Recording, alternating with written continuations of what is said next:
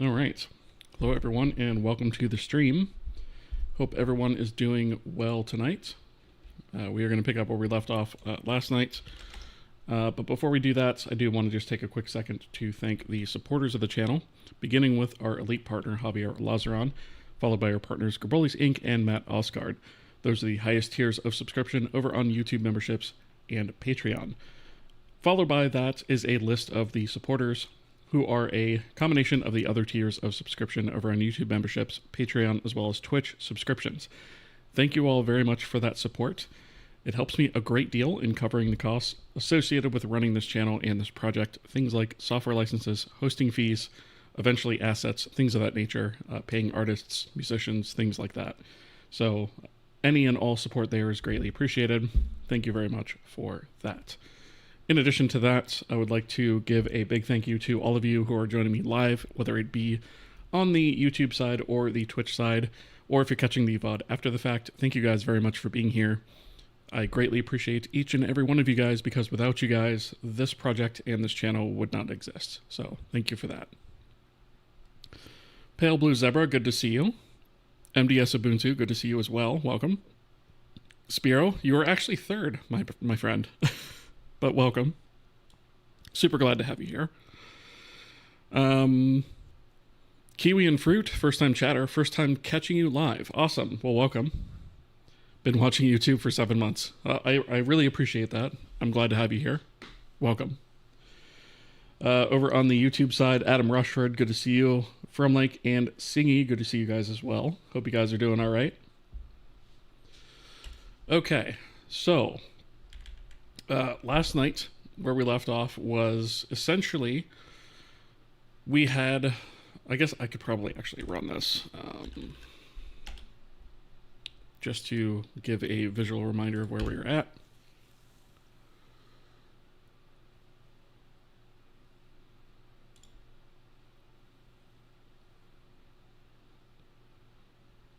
All right, so if we go into the editor, we can now go into our HF terrain editor, and we can then click on one of these material slots that is either occupied or unoccupied, and we can actually change out the textures, at least in the UI, right? So I can click here in, let's say, material 8, and choose a texture map for that. I'm just going to choose this one and click OK, and then bam, it shows up there, right?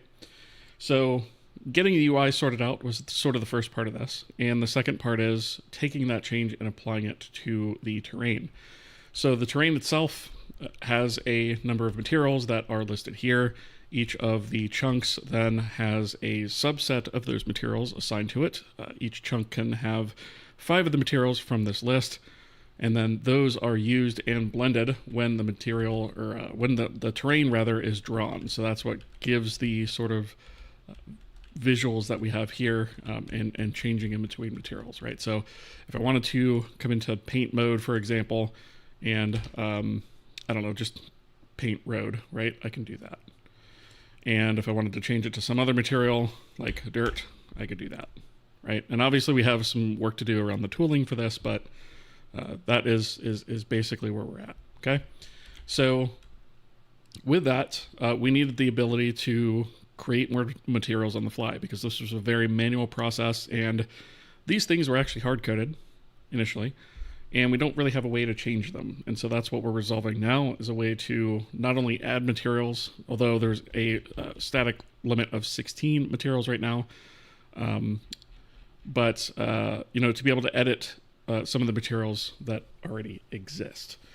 And so the thing that we're going to focus on tonight is trying to get the texture, or the array textures, to accept these new layers. Now, there's a few things that we need to keep in mind with this. First off, ignore the lack of a clipping area for this scrollable area. I still haven't fixed that. I need to. But essentially, all of these textures have to be the same size. So I believe these texture maps themselves are, I want to say 256. Yeah, they're 256 for the terrains, right? So we'll need to sort of experiment with that a little bit. You know, maybe create a couple more textures. Probably I'll wind up doing that offline, because some of these other ones are a little bit too small. and some of the other ones are a little bit too large. So more than likely what I'll wind up doing is I'll just kind of use the same texture and I'll just create a different material out of it just for experimentation purposes, just to make sure that these things actually show up correctly. And what we're looking for tonight is basically the ability to not only have these materials show up in this list, but also be able to get any modifications of them to show up as well, and to be able to save that. And that the saving parts should already work by default. We should be good on that front, I believe. There may be a thing or two that we have to tweak, but I think we're 90% there. So that is the plan for tonight. And the first part of that is I'm not going to put in the texture size checking right away. I think I'll probably add that as a filtering requirement when we click into the texture browser to select a texture. I think I'll probably just go ahead and include it at that point as an extra filtering option in addition to the search here in the game package only, where we'll say something along the lines of only allow textures of this dimension, 256 by 256, and then that'll further narrow this down. Anyway, so with all that, I had started thinking about the way that we need to actually apply that texture data. And we do have this texture write data function in our texture system, but it takes quite a few properties, right? It takes obviously the texture we're going to be writing to, the bits per pixel, the X and Y offsets in pixels, what layer we're writing to, and the width and the height of that image, and then the raw pixel data. So what this function essentially assumes is that we actually have raw pixel data available to write to the image. And that's not necessarily going to be impossible to use from the perspective of our UI, but I'd rather not do all of that work in the UI. And so I was thinking about, well, what alternative sort of API can we have for this? And I kind of came up with this one where we have texture set layer data from texture. And essentially what this will do is use the texture system's lookups to say, okay, here's the destination, here's the layer index that we want, and here's the source texture that we're going to copy from. And from that, we can extract all of these properties and then use this. So we can also do some assertions to ensure that they are the same size. So that is one of the things that we're going to want to do, is we're going to want to say kassert, and we're going to do, let's see, we are going to want the state pointer, and we're going to do widths first, I suppose. So we're going to say widths sub dest is equal to state pointer widths source. Cakes with a raid of 204. Holy crap. That's a huge raid. Thank you, sir. How are you doing, Cakes? Thank you so much for the raid, man. For those of you who don't know about Cakes, he just released his game TanGTD over on Steam. So let me give a shout out to Cakes really quickly. If you're not following him, definitely go do it. I know most of you, obviously, who rated in here are, but yeah, obviously, for those of you who haven't heard of him, definitely go give him a follow. He streams just about every day, and his game TanGTD looks amazing, and he just released it to pretty high success. So, super proud of you, Cakes. By the way, you've done an excellent job, my dude. So, what are we doing here on this channel? I'll give all of the new raiders sort of a quick and dirty sort of explanation as to what we're working on. So what we're doing here is we're building something called the Kohi game engine, and it's a game engine built from scratch using C as the programming language rather, and Vulkan as the initial rendering backend. So I say initial rendering backend because I do have plans for Metal and DirectX as well. So we're going to have multiple rendering backends using this engine. But the idea behind this engine is it's to be a resource that I wish that I had when I was learning how to do this stuff.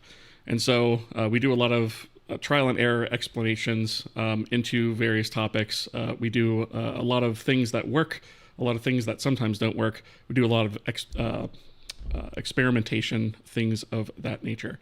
And so this is a way to build a game engine completely from scratch, from the ground up. It's not the only way to do it. It's not necessarily always the right way to do it, but it is a way to do it. And the website that we're looking at here is, let's see if my bot is going to cooperate. Probably not. It is kohiengine.com. And that has all of the links to things like the YouTube, the Twitch channels. We do simulcast to both. And I've got a couple of other links down here, like the GitHub page, where all of the source to the engine is available there. Let me open up the actual right page here. There we go.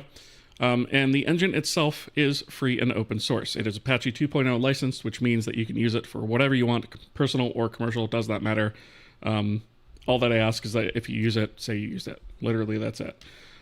This is made to be an educational exercise. It's not something that I'm looking to make any money off of, right? It's free and open source. You can use it for whatever you want. That is cool. It is meant to be educational, and I don't believe that stuff should be paywalled. So, with that in mind, we are also using that to make a game called Shadows of Illumina, which is an action RPG that is in 3D. Excuse me, 3D. And it's going to have an isometric-like perspective, similar to Diablo or Path of Exile, something like that. And so we are currently in the sort of baby steps of starting to put that together. So I can show you guys a little bit of what that looks like at the moment. So bear in mind, this is very early days in terms of the game. We've been building the engine for the last, I'll say 5 years, but that's calendar years. I've been putting less than part-time hours into it every single week. So I do have a full-time job, so there's only so much I can do per week. But with that said, if you extrapolate that out, we're looking at about 1.25 years probably worth of dev time to get to this point. So if I go into this, we don't have really much to look at the moment, but bear in mind everything here was written completely from scratch. So we can actually run around with our character here. We can, swing an imaginary weapon. We can jump.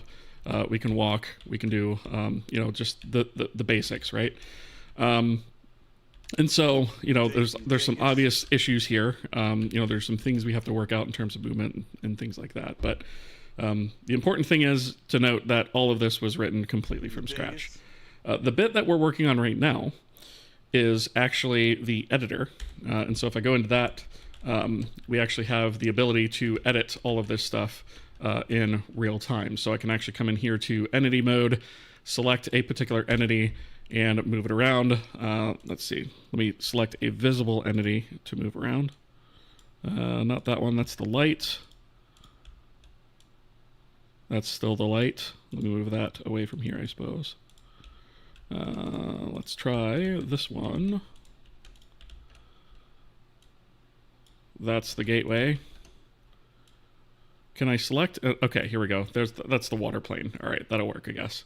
And so I can move the water plane up and down, right?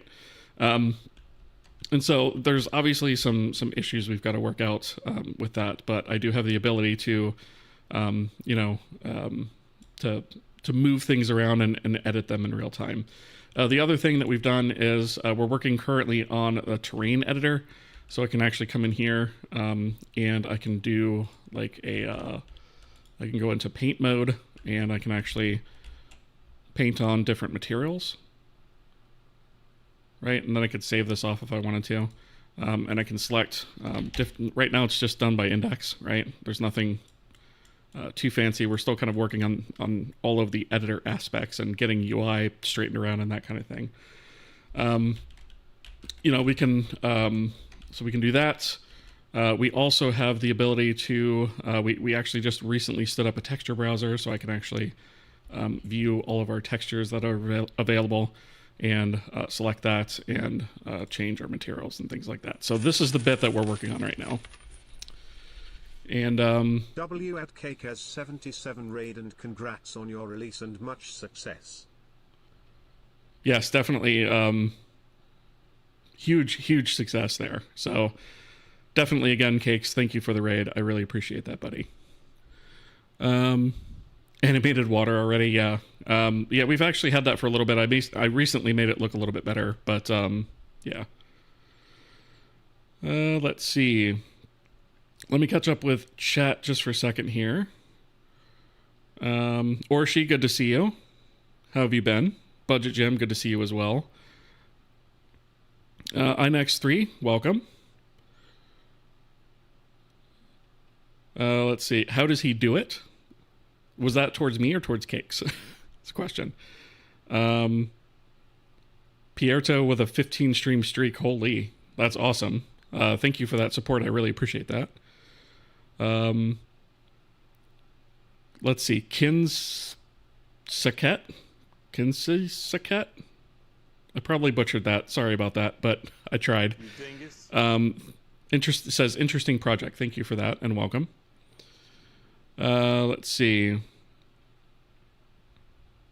Oh, towards you. That's a joke. Yeah, I know, right? How does he do it? I mean, I've documented the whole thing, thankfully. So, literally, I've created this from scaffolding the project, from literally just like creating the folder on disk, right? So, it's been kind of a long road, but we are actually getting some visual progress, which is nice. You're in the process of watching the whole thing. Awesome. Yeah, it starts off as sort of a tutorial series, but it quickly outgrew that format because I realized quite a bit in that I was like, you know what, tutorial doesn't really fit for a project of this size after a certain point. It really doesn't. It becomes difficult to split things up, and it becomes difficult to sort of explain things at that level. And so the issue becomes sometimes we have episodes where we touch multiple things. Sometimes we have one thing that gets touched across multiple episodes, and there's no real way to sort of split that up cleanly. So we kind of moved away from the tutorial format into this live stream format that you see here, and that's where we ultimately wound up. Okay, cool. So, how old was I in my profile photo? That was 13 years ago, so yeah. Quite a while ago, quite a bit younger, I guess. All right, so what we're doing now is we are in the process of looking at our texture system and saying we need to write texture data into a layered texture. And the reason for that, I actually closed this down too quickly. Let me reopen this again. So in the actual editor itself, essentially we have the terrain has this concept of chunks, right? So if I actually switch to wireframe mode, let me turn off the skybox and the fog real fast, and actually the other debug. So if we switch to wireframe mode, we can see here that we've got just the terrain essentially visible with some other static objects. And the way that this works is we have what are called chunks of the terrain. So you can't really visualize it here, but essentially each one of these quads, 8 of those across, is a single chunk. So from here to basically there, right? And for each of those chunks, they can have a subset of 5 or up to 5 of the materials in this list. I do realize there's a bit of a UI bug here with that not clipping the scrolling area. But anyway, we do have the ability to set a different set of textures or materials per chunk. And so we can have up to 5 of those per chunk. The way that it works is we have sort of a base layer, and then we have a splat map that's used to apply the other 4. And so we can blend them together however much we want. So the thing that you get from that is you don't just have a blending between potentially just 2 materials. You can have a blending of all 5 technically, which provides a very flexible way of being able to paint textures. Anyways, I digress. The way that this basically works is we have a texture array that holds all of the textures of a given type. and we index into that array when we're drawing it. So we've got this, we essentially have the albedo texture here, a normal texture here, and then what we call a MRA texture here, which is metallic roughness and ambient occlusion. And those three are combined into one texture at the end because they each only require one channel's worth of data. Whereas normal maps and albedo are a little bit different. So albedo has obviously the RGB or the color that gets used, but it also holds the transparency. And then normal obviously uses all of RGB, and A is actually just ignored. So we have essentially one texture that holds all of these. These are the albedo textures. So we have one single array texture where each one of the textures you see here is a layer into that texture. And so we have one for albedo, one for normal, and one for MRA. And the way that this works is we basically have these as separate assets, but when we load up the actual terrain, we create a layered texture, and then we go ahead and insert the data from each of these textures into each one of those layers. And so what we need to do now is when I come in here and I say, I want a new texture for this, and I select a new texture, it's going to have to be of a certain size, right? I'll just select this one again, and I click OK. Not only does it update the UI, but then it'll actually go in and update the texture within the terrain material itself. And once that's done, then it is available for use in painting. And so ultimately what we should see is if I were to come in here to, let me go back to our standard rendering mode. If I were to come in here and change this texture to, I don't know, this blue one, right? We should see that immediately appear here. Now we're not, because we don't have that last bit hooked up yet, but that's essentially what we should see. So that's kind of what we're working on tonight. Let's see. How much harder do you find Vulkan compared to OpenGL if you used OpenGL before? Yeah, I did use OpenGL before quite a bit. And I'm not going to lie, Vulkan can be a huge pain in the ass sometimes. There are days I wish I went the OpenGL route, but I'm kind of glad I went the Vulkan route because I learned a lot more. So it's a give or take, right? In terms of speed, it would have been a heck of a lot quicker to just go the OpenGL route, but I'm also going to have multiple rendering backends, so in my case, it doesn't really matter. The Code Drift with a raiding party of 31. Thank you so much for the raid. Geez, that's the second raid tonight. Thank you so much. Welcome, raiders. I hope you all are doing well. I was actually just wrapping up an explanation of what we were doing for the previous raid that we just got from Cakes. But yeah, thank you so much for that raid. What'd you get up to on stream?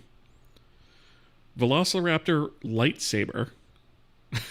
I love that name. That's hysterical. That's great. Welcome. Ish to Angel, I think it actually is. Welcome. Tikataki, welcome as well. Stargate Blue, welcome. The Code Drift, of course, welcome. I tried to be creative, welcome. Magetsa bots? No, I don't think so. How's it going, by the way, Magets? Good to see you. Let's see. Yeah, thank you guys again so much for the raid. Vulkan was fun to watch in Cake streams. Yeah, I know he struggled with it quite a bit. I wish I had a chance to talk with him while he was actually dealing with that. Like, I found him right as he was moving away from Vulkan already, or had already mostly moved away from it. So it was a little bit too late to save at that point. But I remember looking at the issue that he was talking about that he had, because he took a clip of it, and I was like, oh man, we could have fixed that. But it is what it is. He released this game, so that's all that matters, right? He just yapped about the project, and now another raid happens. Yeah, exactly, Orshi. Yep, 100%. Psycode, good to see you as well. Is this your own UI framework, or you use something like IM GUI? This is my own. Everything here is written from scratch. Yeah, so this is my own, which is why you're going to find occasional weird bugs like this not getting clipped like it should. The texture browser gets clipped like it should, but for some reason, this one doesn't. So But yeah, all of this whole UI system, it was rolled completely from scratch, just like the rest of the engine. We were teaching agent skills, discussing the limits of our agentic code gen, and then we let it loose on a very complex feature and a timer. It did not succeed. Fair enough. I mean, a worthy effort, I would say, though. I can recommend SDL3 GPU as something in between. Yeah, I've looked into that, and it seems to be a pretty solid API. But the whole purpose of this project was to learn how to build a game engine from the ground up. So that's literally what I have like on the project website itself. So it's like an educational exercise. It's basically, I'll give a really quick introduction. We're building the Kohi game engine and a game on top of that game engine. And this is a way to build a game engine, not the only way to build a game engine, not necessarily always the right way to build a game engine. We do a lot of trial and error experimentation on the channel. Some things work, some things don't. We do a deep dive either way. And then we try other stuff. If we run into something that doesn't exist. The engine itself is open source and free. It is Apache 2.0 license, which basically means if you want to use it, whether it's commercial or personal, does not matter. All that I ask is that if you use it, just say you used it. That being said, it is having the first game developed against it, so I don't feel like it's production ready yet, but there we have it. And here is the website with all of the links available on there. So that is that for the engine. And then the only other thing that I wanted to mention is we are making a game on top of this, which is called Shadows of Illumina. That's what you're looking at here in the title bar. And that is a 3D action RPG. And it's going to be somewhat similar in theme to like maybe Diablo or Path of Exile. Although we've got our own world and our own set of lore and our own style that we're going to apply to that. That's going to be quite different from those. But in terms of like how the game will play, loosely we can say it's going to be similar to that, with quite a few differences that I have in mind. Let's see. Saying hi. Thank you, Leon. Appreciate that. Smartass42. I love the name. Custom engine. Are you preparing the foundations for Kenshi 2? Yeah, no, not so much. But yeah, it's a completely custom engine. Web GPU is almost perfect. Not using SPIR-V is a major flaw. Yeah, not only are they not using SPIR-V, but they had SPIR-V support and they yanked it. So yeah, thanks Apple for that. Love it. Here's to the builders. So I appreciate that. Yeah. They want to use Unreal for their next game. Yeah, a lot of people are going that route. My goal with this is to hopefully inspire people to want to make their own tech and to make things that compete with that stuff in different ways. So that we can get some more awesome software and some more ingenuity out there, right? So, yeah, anyway. So that is where I'm going to leave the spiel for now, I guess. So the bit that we're working on right now is we've got this terrain material system, and we have the ability to select new textures, but it only updates the UI right now. And so we want the ability to not just update the UI, but actually update the materials within this so that we see that reflected here in real time when we edit the array texture that we use for each one of these channels, those channels being albedo, normal, and MRA, which is metallic, roughness, and AO. Let's see, do you use Slang as a shader language? No. I've looked at it, right? But one of the other principles of this project is to have as few dependencies as possible.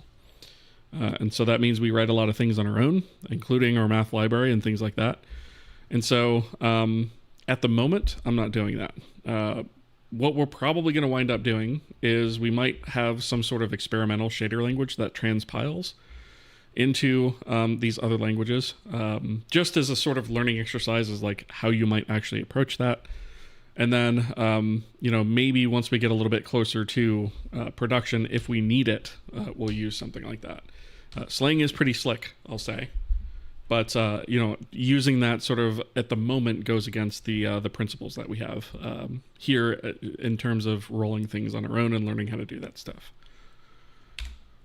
Okay, I've got some questions over here. Let's see. Will we add grass to the terrain? If you mean like billboards or like little meshes that sort of sway back and forth, yeah, we're going to add those. Just found this channel the other day. It gives me hope that programming can still be cool in a post-AI world. Yeah, we don't do the AI stuff around here. So, welcome. Did you ever watch the Handmade Hero series? Yes. Although I hadn't admittedly watched the entire series. I did watch quite a bit of it in the beginning. So, yeah, there's a lot of valuable information in there for sure. Okay. So... yeah, own math library. Yep. So we actually have, and I'm going to scroll through this really fast, but we have all of our stuff sort of defined, all of our math types, all of our stuff like our vector math, right? There's the vector 2, there's the vector 3, where's it? Vector 4 is down here a little bit further. All of our matrix math is in here as well. And then we've also got a bunch of, tertiary stuff. Let's see. Converting to and from Euler. Quaternions, of course. Let's see. What else? What else do we have in here? It's been a while since I've scrolled through the entire file. Planes, triangles, frustums, all that good stuff, right? All the things that you would expect from a math library, raycasting as well. So all the good things that you would expect from any math library. We basically are just expanding this, much like the rest of the engine. We expand this as we need it. So whenever we need additional functionality, we just add what we need, and then we don't have to worry about a whole lot of other poop, right? So you're not packing your textures. You could fit all that data into 2 textures instead of 3. Or was that view decoding them? So the way that this works... crap, I shouldn't have closed it again. I have a bad habit of just like closing the project all the time instead of just like leaving it open until I actually need to close it. So you're talking about this view here, this guy, right? The way that this view works is this actually does pull from the original texture. So these textures are available as freestanding textures. But the way that they work is they are all, I hesitate to use the word packed, but when our terrain goes to use them, these are essentially an array texture for each one of these columns here, right? So our albedo is here, our normal is here, and then our MRA is here. So we essentially have 3 textures for our terrain, and then down here, we've got 16 layers within that. And so that's, if that's what you meant by packing, then yes, that's what we do. I don't think I could get it quite into 2 textures though, because our albedo uses RGB and then also the alpha for transparency. So all of those are occupied. Our normal technically ignores alpha, so that has a free slot there. And then our MRA, which is metallic roughness and ambient occlusion, technically is also not using alpha. But that's only 2 free slots, so I wouldn't be able to combine these in any meaningful way. And so for now, I'm just kind of not using that 4th channel. The normal can be encoded differently and free up a slot so it only uses 2 channels. Yeah, that's true actually, because I guess we don't need X, Y, and Z, right? So yeah, I mean we technically could do that. I don't know that that's really going to matter all that much in the grand scheme of things, because none of the, we're not going for photorealistic graphics here. If these textures are any inclination as to what we're doing, it's basically going to be a very painterly style, visual style game. with, you know, some PBR lighting on top of it. We're not going for hyperrealism with this. And so I'm not looking to do like super high resolution textures either, because our perspective is going to be probably from about, well, our perspective is actually going to be from this far away, maybe even zoomed out a little bit further. So in the grand scheme of things, resolution of the textures is not really going to matter all that much, I don't think. But you're right. I mean, there's definitely some things that we could do to streamline that. But for now, I'm kind of my approach is get it working, and then make it work correctly. Try to catch all the edge cases, and then we'll go in and profile it. And if we determine that it's bottleneck, then we'll go ahead and optimize it further. So that's kind of the idea there. Be afraid of spending hours searching for a bug only to find out that it was caused by a small number in my math library. Oof, yeah. I've hit that on occasion. But thankfully those days are mostly in the past. So I had written a bunch of test functions, and then essentially I compared them against the output of GLM, and that was basically my litmus test to make sure I was doing it correctly. So I just basically fed that same data into GLM as I fed into my library, and if it matched, then we were good. Let's see. Do you really left out from... Wait. Do you really... I'm not sure what you're asking. Do you really left out from being a full-time game developer? I'm not sure what you mean. Can you clarify a little bit? Because I have done it full-time. I just don't anymore. Because I value my free time. Ironically, as I say as I stream game development in my free time. But it's for me, right? That's the difference there. It's a good perspective. It can be easy to get fixated on small aspects. Yeah, so that's the thing, right? So in order to kind of avoid that, I'm only adding what I need as I need it. I'm trying to avoid feature creep that way. Because the tempting thing to do would be to come in here and be like, I want to create an editor that's just as powerful as Unity or Unreal. Dingus. And that's just not the way to go. I'm adding the editors as I kind of need them, right? And nothing more. And they might be a little bit rough around the edges, but if they allow me to build what I need to build, I'm okay with that in the short term. Also, with the editor, I'm less concerned about the sort of robustness of the editor than I am with, let's see, where was I? Than I am with the actual quality of the end runtime and the speed and performance of the end runtime. So to me, if the editor has a hiccup here or there, I'm not really as worried about it unless it gets in my way of production. Oh, I was in the texture system, actually.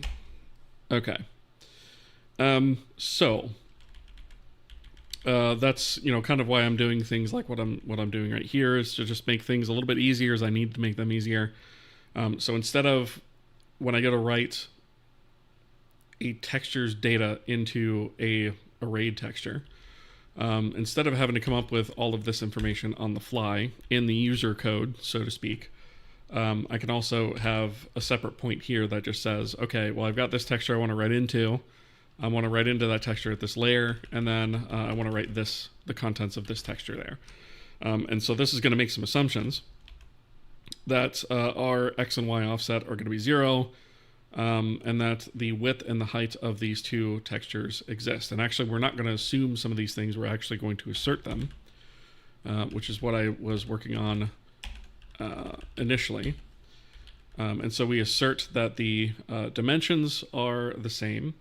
Bits per pixel, actually right now we have a sort of soft, I guess you could, it's kind of a soft limit on it, where it's always going to be 32 bits per pixel, because we don't actually support anything else at the moment. because we haven't needed it. And so we probably ought to also put in here that we need the let's see, we need the texture type. So we need the destination type to be 2D array. And so that's the only way that this is going to work, right? We could also, I'll put a to-do in here for the future, 3D array with a question mark. I don't think we're ever going to need it, so I probably will never get added, but so we're going to assert that the texture we're writing into is in fact a array texture. We're going to assert also that the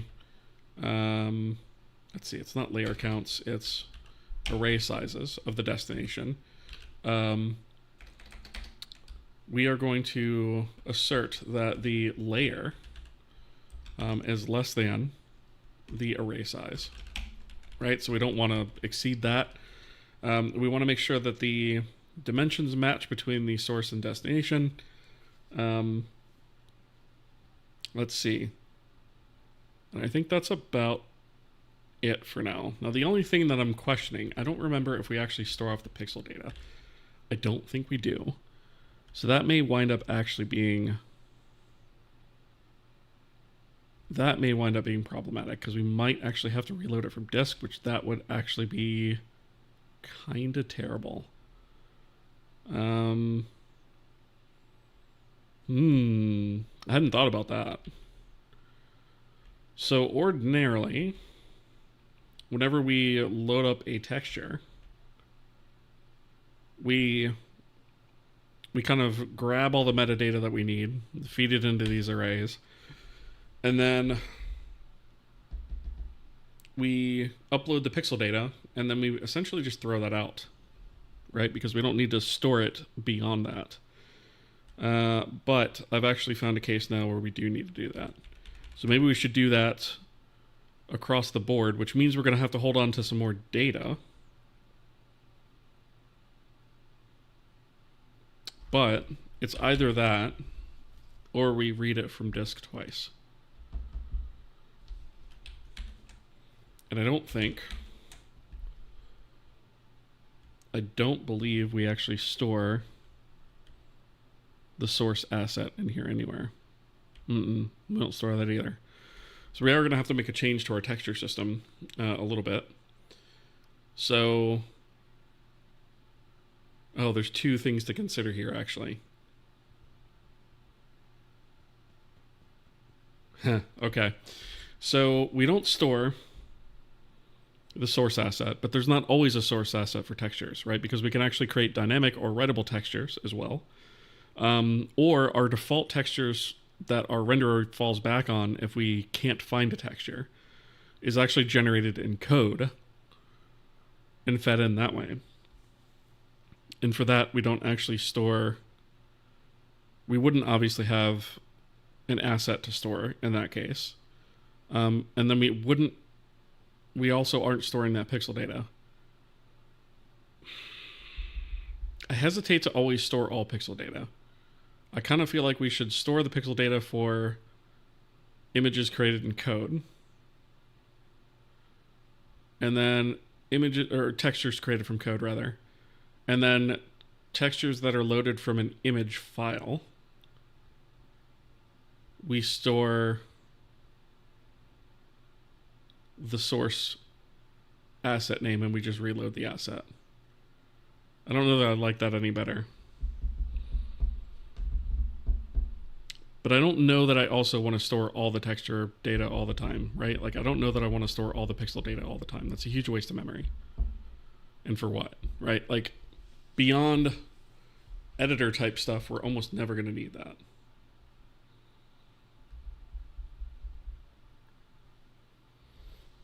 Are you doing anything with compute shaders? Not yet.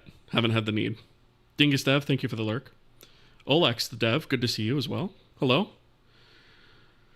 Let's see. Thank you all for the follows, by the way. I really appreciate all the follows. Thank you very much for that. I appreciate that support. As the editor for level planning design, I'm guessing that's the bare bone use case. Yeah, so initially that's what it's going to be for. The way that the editor is designed is we're going to have a few, I'll say, generic types of editing that are just going to be included with the engine. And so what I mean by that is we'll have your typical entity editor, right, that knows about entity types and can manipulate those. Your sort of high-end or your high-level scene editor, the terrain editor, things of that nature. But then we're also going to have a editor plugin system where you can add game-specific editor modes that are highly specific to the game that you're creating. So if you want to extend the editor, you'll be able to do that as well, and create your own sort of editor plugins, as it were. And so that's kind of the plan for that. Incidentally, I don't think I discussed that in the introduction, but that is another thing that we do here, is we have a sort of plugin architecture, if you will, with a lot of these things. So just to give a kind of idea of how the project is structured. So generally speaking, the game exists at the top level, right? So it has a K-app, which is the game code that is a shared library, or DLL. Then we have, the K-lib is what that is. The K-app is the executable. I got those backwards. So the app is just an executable. That is extremely light in terms of code. It generally only has a single entry point. But it is generally what stores all the assets. I'll come back to that in a second. The K-lib is what contains all of the various systems and game-specific stuff. And then we have a submodule, which is where the actual engine exists. And the engine itself is made of several pieces. So we have the core, which is contains things like asset loading, or asset types, I should say. Our containers, right? All of our various containers that we've written. Some debug stuff. I think assertions is the only thing in there for now, but we're going to add some more to that. Our math libraries in here. All of our memory management and our custom allocators are in here. Our parsers. Our platform layer stuff. So this is all the low-level platform code, which we also did from scratch. We didn't use any libraries for this other than the OS libraries themselves. So all of the Linux, Mac OS, and Windows stuff is in there. Our serializers for all of our different assets and other types of things that need serialization/deserialization. All of our string handling and string libraries, including hashed strings, thread handling, time handling, utilities, things of that nature, right? So that's all the stuff that's in core. Core is basically a foundational library that can be used as a basis for everything else that we build in the entire system. So we have some tests that go along with that. And then down here, we actually have the runtime. This is what the application, this is sort of the application framework, if you will. And so this is also a shared library, much like core. And this guy contains, obviously, our application types. But it also contains the front end for a few of our systems. So we have a audio front end, and we have down here the renderer front end right here. And so what I mean by front end is the front end for these systems is the API agnostic portions of that. So it's for the renderer specifically, it's agnostic of what renderer backend is being used. And when I say renderer backend, I mean like Vulkan or Direct3D or Metal, what have you. The renderer front end does not know or care what backend is actually being used. And this is what the rest of the engine interfaces with. Same goes for the audio system, right? So the audio has a front end, and then there is a back end. We'll get to that in just a second. And then we have our plugin architecture, additional platform stuff. This is our virtual file system. We have a few vendor things in here. These are the only things that, in fact, I think I can actually get rid of these. I can get rid of STB image. We don't actually need that anymore. That was old. We do keep. So there are a couple of exceptions to the no library rule. One of those exceptions is STB true type for loading fonts. That was one thing I didn't think was worth writing on my own. So I took Sean Barrett's true type library, and I used that to load fonts. That's the only library that's actually used in the runtime, right? Everything else is externalized in tooling. And then we've got some world stuff in there, like our terrain, our IBL probes, the scene itself, some world types, things like that. And so that's the runtime. And then we have plugins. And so these plugins all have different things. So you might be able to pick up on what these two are for. Obviously, this is the Vulkan plugin for the renderer, and the OpenGL plugin for the audio. And the reason that these are plugins is because the application can actually choose which one it wants to use. So the application can say, I only want to support Vulkan for this, or I only want to support DirectX or what have you. And it can make that decision on which one of these to load or to let the engine load the appropriate one. Either way works. But either way, these are completely encapsulated in a plugin, and so the rest of the engine is not exposed to any of the types whatsoever, including during compilation. And then we have the KUI, which is the UI plugin. That contains our entire UI framework. It is optional. You do not have to use it to build a game. You can actually use all of the primitive types and just use the bare bones renderer if you want. This engine does not force you to use even its forward renderer. If you don't want to use that, you can roll all the stuff from scratch if you want to. And then utils is where the editor actually sits at the moment. Okay, so there's that. And then we have a couple of other things down here. We have the what's called the testbed, which is basically a application and application library used to test new features in the engine. And that ships with the engine, right? So if you need a way to sort of test drive the engine, this is the driver for the engine that ships with it. So Shadows of Illumina itself is not open source. It will be open source sometime after the game's release, but most of the capabilities that Illumina uses that are not specific to Illumina itself are in the testbed. So the testbed is a separate application that you can load up. You can check out scenes and do all that kind of good stuff. Yeah, and there's other stuff, but most of the rest of it's like, build, the build type stuff, or kind of unimportant things. So yeah, that's a little bit of a introduction into the how it's laid out and how all those things work.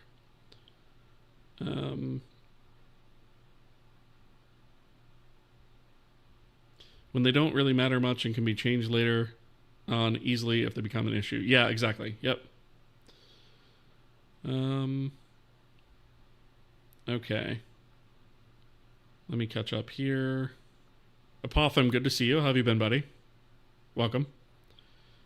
I will lurk even harder. Thanks, Olex. I appreciate that, though. Looks quite full-fetched. How long have you been working on it? So I've been working on this for 5 calendar years, but there's a huge asterisk there. It is only less than part-time hours, so I only spend a maximum of 10 to 15 hours a week on this, because that's all I can afford to spend at the moment. And so if you extrapolate that out over those 5 years and average that out, we're really sitting at about a year and a quarter worth of actual development time for all of this. If you were to consider full-time working hours. So if I were able to go out this full-time, obviously I'd move a lot faster, but, it is what it is.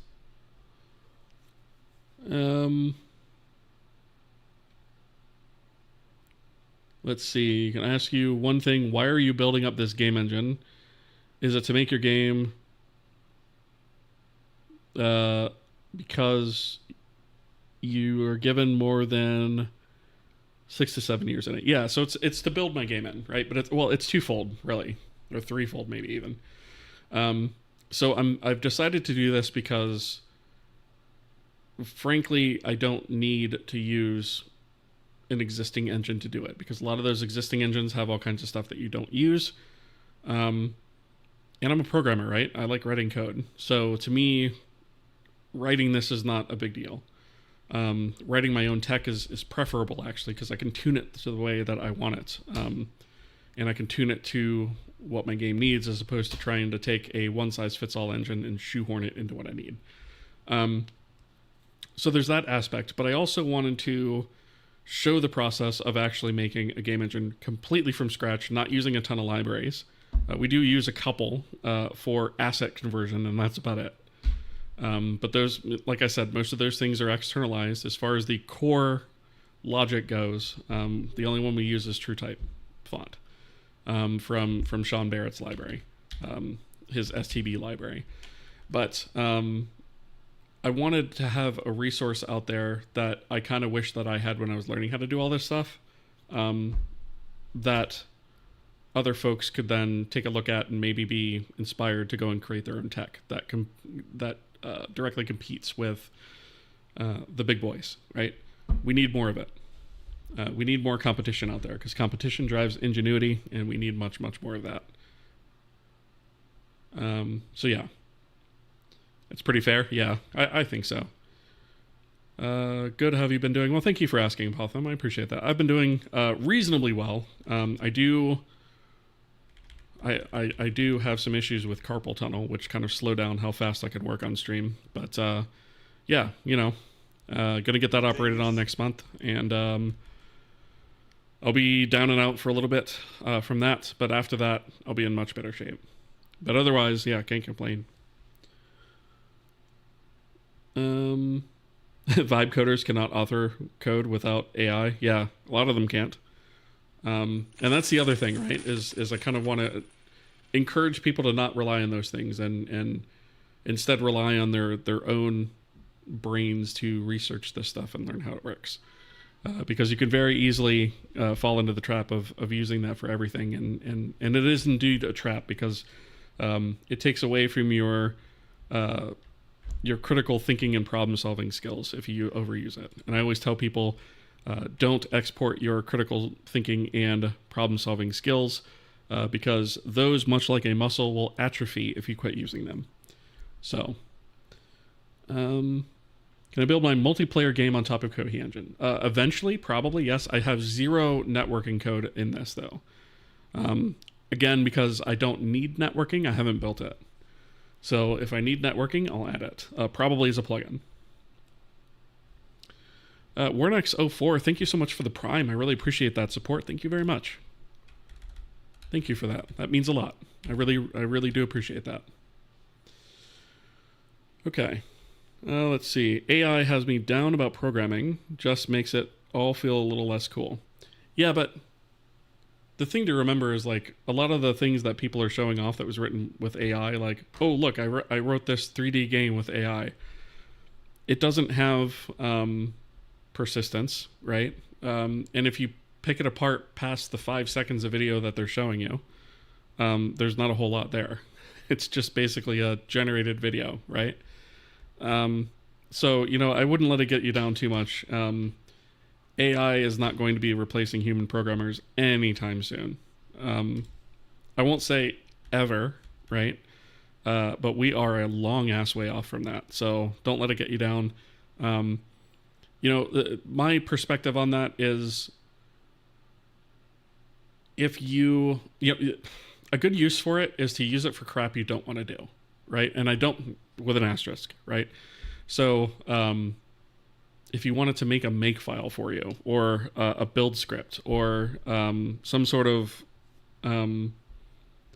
something tedious like that you just don't want to deal with, then fine. Maybe have it do that. But check it, right? But the thing is, like, again, a lot of that's just kind of stuff you can do on your own, so you don't really need it per se. But if you're going to use it for stuff like that. Don't use it to circumvent learning. Because the second you do that, that's when you stop using your critical thinking and problem solving skills, and that's when those things start to atrophy. You don't want to do that. Don't let it think for you. TLDR, right? Let's see. It's open source, so I can contribute in building it up. Yeah, so I mean, it is open source, so feel free to fork it. Yeah. It's pretty rare that I accept PRs, only because I generally don't have the time to review them, quite honestly. But yeah, I would say, if you want to build something for it, make a fork of it and roll with it. And then if you make something really cool, feel free to bring it back and be like, hey, check out this thing that I made. And we may be able to roll that into the engine. An example of that, actually, is... So if we look at our contributors here, there are 14, right? So I have merged some stuff. This person here actually wrote the first iteration of the macOS layer. And I was able to take that and use it as a springboard to implement the rest of it. Because when I started this series, I didn't have a Mac. So they were able to go in here and kind of bang that out really quickly. And then by the time I was able to get around to it and test it, I had a decent base that I could use. And so I did merge that and then made a bunch of changes to it to kind of make it fit the way that I was doing things elsewhere. But that's a primary example of a way that works out really good. So just be aware that it may be a while before I get to it if you put in a PR.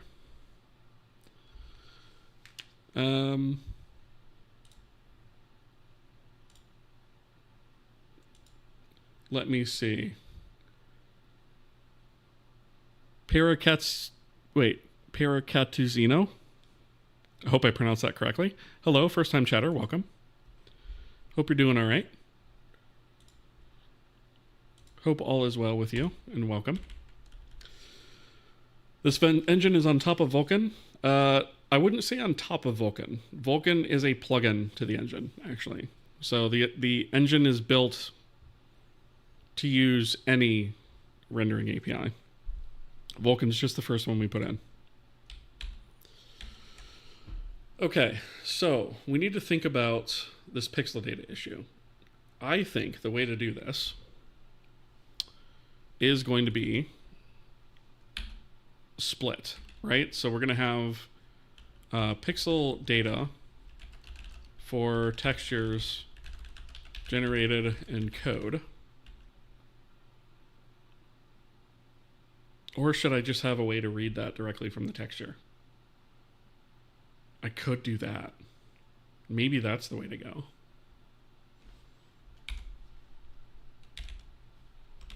Don't we actually have...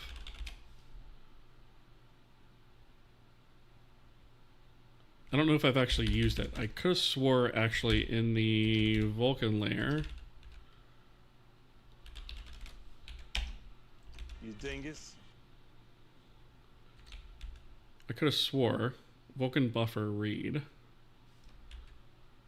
Texture read data. What is in here? I wrote this out quite a while ago, so let me see. Let's see. So we take a texture and offset into that texture the size, and then output a pixel array, which should probably already be allocated, I'm guessing. Texture read offset range. This is hilarious. I actually wrote this a few years ago and completely forgot that I wrote it. So this may actually do everything we need. Oh, and this is assuming RGBA 8 bits per pixel. That should probably be a fix me. Okay. So I think...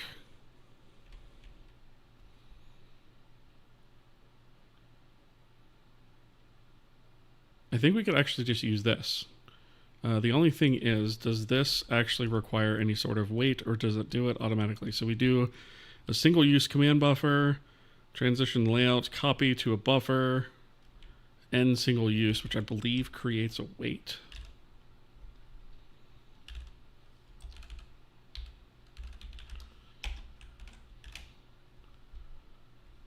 It does. Okay. All right, so we can actually use this. Assuming it works the way that we think it does. And I actually think I think we used to have a feature that used this a long time ago, and I think we stopped using it. So we have Vulkan render texture read data, and then that does read offset range. Does that call back into...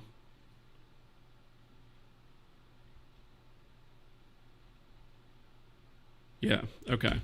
So I guess we could actually, instead of storing that information, I guess we don't need to do either, right? Because the other thing is we actually have a third type of material, or a third type of texture, where we create a writable texture, but we don't initialize any pixel data and we render to it. Things like the swap chain textures, for example. And so the only way that we would actually know what the pixel data is to query the actual memory. So I guess maybe that's the way to do it. That's going to be the most reliable way. Instead of trying to store that data, we could just read it directly from the texture. I think that makes sense. Okay, so we have texture read data. Does the front end expose that is the question next. It does. Perfect. Okay. So we can actually use this. We can actually use that to then do what we need to do in here. So I'm just going to copy pasta that here for a second. So we want to read. First we need the render system state. So to get that, we're going to need engine systems get, and then texture system. I think it's, why does that not, oh, doesn't like that I did that. Okay. The texture that's going to take in is source. We want to read from source. The offset is going to be 0. The size, so we need U64, actually it's U32 is enough. U32, the size is going to be, and I suppose we probably ought to take size equals, we probably ought to take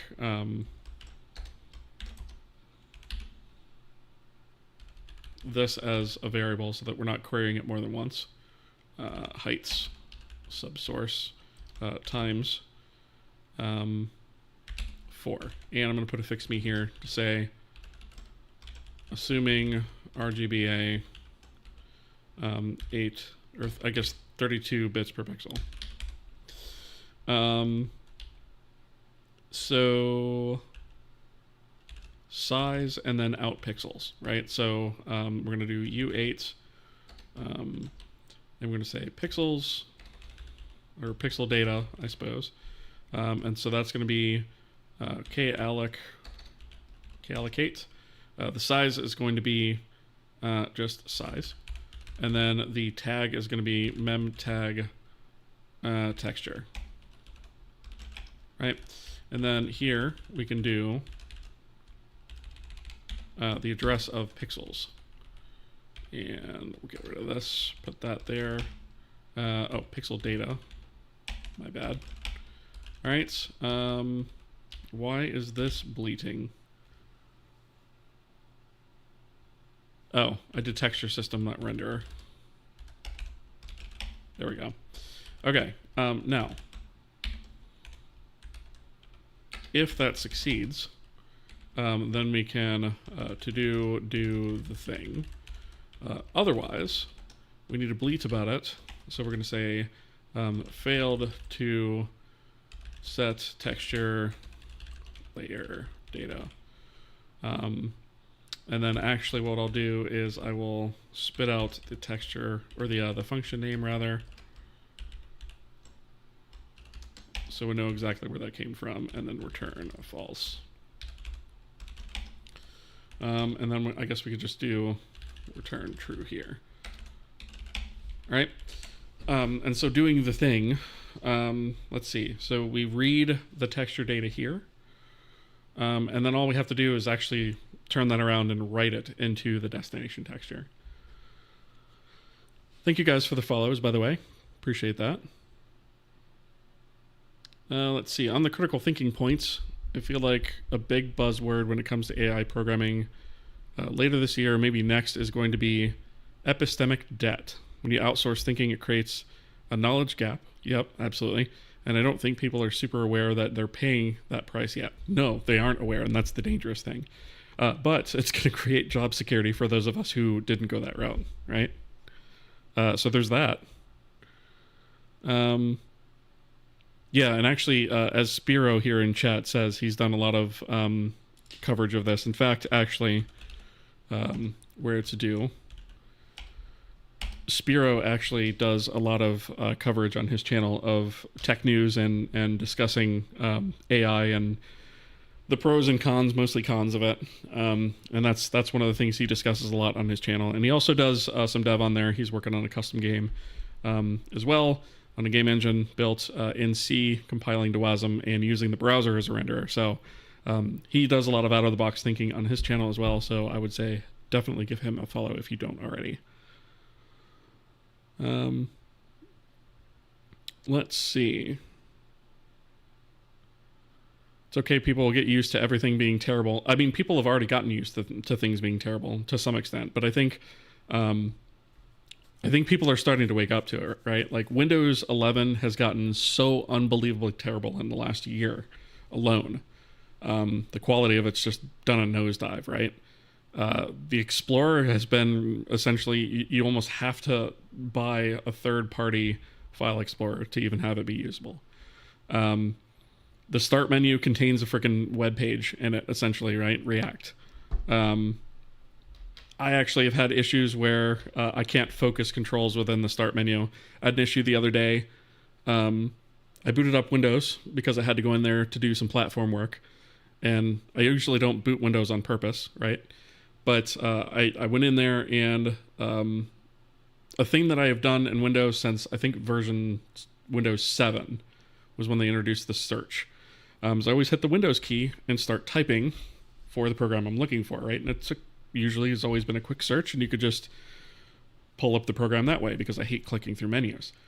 And it would not focus the search text box. All it was doing was taking the pinned items, and based on the letters I was typing, was trying to focus one of those things.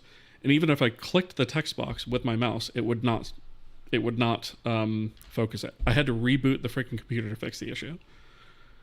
Just unbelievable issues and slop like that. And I don't want to go too much on a tirade about it, but yeah.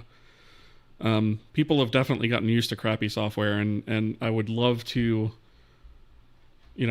have a movement against that. So we're trying to not have super crappy software here, at least.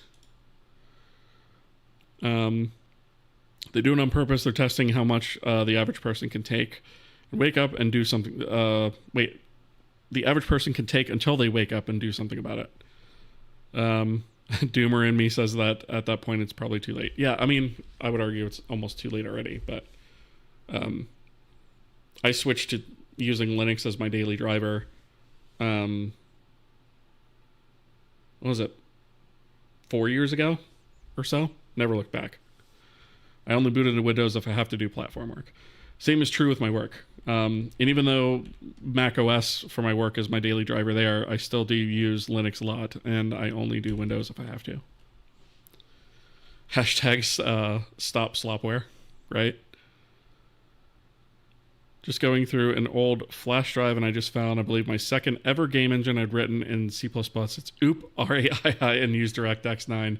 The horrors that must live in there. I'll be having nightmares about it later. Nice. But it's cool to be able to look back on stuff that you wrote a long time ago and go, yep, you know what? I came a long way since then. So write pixel data to dest. Let's see. So in this case, we can do texture write data. And so the texture we want to write to, in this case, is dest. Bits per pixel is, we're just going to hard code that to 32. Again, fix me, assuming 32 bits per pixel. So the offset X and the offset Y, are 0. The layer is just going to be passed in from the above. We're going to have to cast that to an I32 because there are other functions that can pass a negative there. So we're going to do I32 on that. And then the width is going to be, dang it, I need the width and height again. Okay, that's really annoying. So let me get, so I don't have to keep doing this. Let's see, what is that, a U16 I think? U32. So U32 source width equals, oops, equals that. And then source height is heights. Right, and now I can just say source width and source height.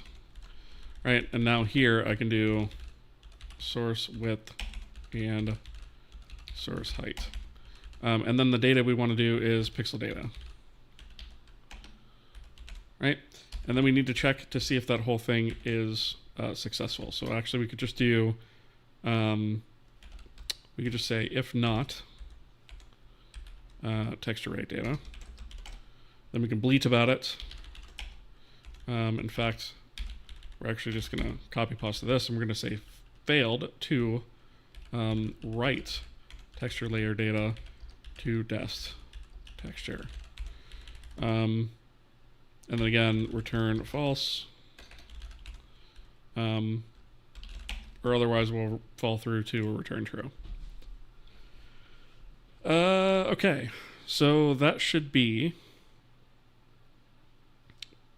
pretty much all we need to do, unless I've missed something terribly, which is possible, because I do get distracted while I'm streaming. Let me see. Oh, I need to catch up on YouTube chats. Sorry about that, guys. Let's see. Pre-made engines cut programming skills. Yeah, true. Server meshing will be great. It's open source. So oh, okay, I already read that. All right. Let's see. How do you get assets, 3D models for your engine? So, I mean, I model them, right? I do have some placeholder assets in here, but I do have a whole import framework where I've got something called an asset manifest. And this has a listing of all of the assets in a particular package. So our virtual file system supports a packaging system, and each package can contain assets. And you can have multiple packages, and the point to that is that things like plugins or portions of the engine can actually ship packages along with them that contain assets that they require. So our runtime includes packages, our UI plugin includes packages, our editor includes packages, right? And so this package that we're looking at is actually the game package. And so it contains references to those packages so that they get lumped in as well. But then, you know, each of the assets can look like this, right? So we have the name of the asset, what type of asset it is, some metadata about it, which we're not actually reading this yet, but that's an enhancement I'm going to be adding soon. Same goes with the description. So these are things that you can add in there, and they don't actually hurt the file format. They're just ignored right now. But the important bit is we have a path and a source path. And so the source path is the path to the asset source. So for image assets, that would be like a JPEG or a PNG, something like that. And so we have actually an assets images source folder that we put all those in. And then the path is the actual imported asset path. So that's just an asset images. And then that gets turned into what we call a KBI, which is our own custom image format. And it stands for, in this case, Kohi binary image. So it's a binary format that we came up with ourselves, which will eventually also support texture compression. We're not doing that yet, but it was built with that in mind. And so our asset just contains a massive list of all of these potential assets that we have in here. So these are all image assets. And then if we go a little bit further down, let's see. So here we've got some model assets. So these are OBJ. This one in particular is an OBJ. And it gets imported to a K3D, which is a custom 3D format that we have that's also binary for quick loading. So we have that. And then let's see, we also have in here somewhere, let's see. We have in here also materials, right? So that's another type of asset. And materials really only have just a path. They don't have something that gets imported. Let's see. There is other things like KSIN, which is a custom storage format that we wrote. This file is actually in KSIN format. So it's similar to JSON, although it has some lighter, more relaxed rules. But this was an example of how to write a storage format from scratch. So that was another thing we did. Here is an FBX. So this is the player model that has animations and stuff. It also uses the K3D format. It's a model, but it also comes with animations. And so that's how we get those objects in here, is we actually have an application that reads through this entire file and says, for each one of these things, is the source newer than the path, or does the path not exist? In either of those cases, import that asset to the target format, and then write that to disk, and then go ahead and load it. And that's sort of the way that works.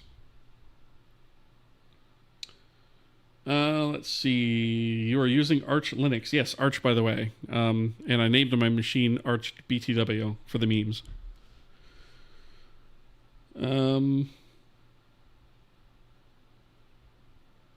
Why do you choose C over C++? Language simplicity, preference, compilation speed. I come back here bad-mouthing Windows again. Yeah, I mean, they make it easy, right? Microsoft has made that really easy.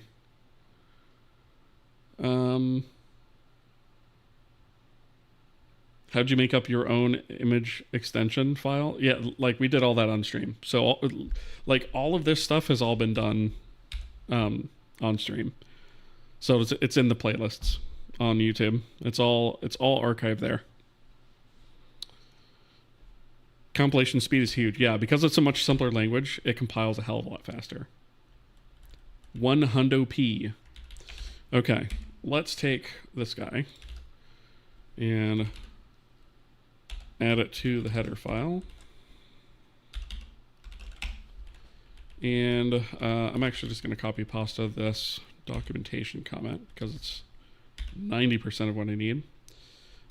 So we want to write the